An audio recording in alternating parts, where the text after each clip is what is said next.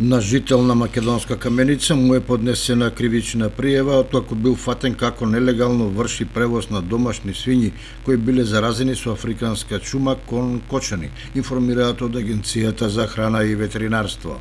Животните биле отстранети и дополнително се проверува целиот регион дали има потенцијални жаришта или не.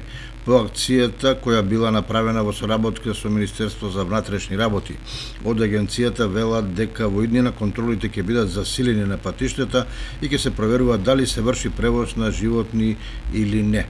Од агенцијата велат дека зараза засега има во кочанските села Тркање и Пресека и во општина Македонска Каменица во селото Моштица, каде практично беше откриен првиот случај на африканска чума. Поради низа заблуди кај населението кое не е соодветно информирано, од агенцијата советуваат болното месо никако да не се замрзнува, бидејќи вирусот на африканската чума најубаво живее на минусни температури.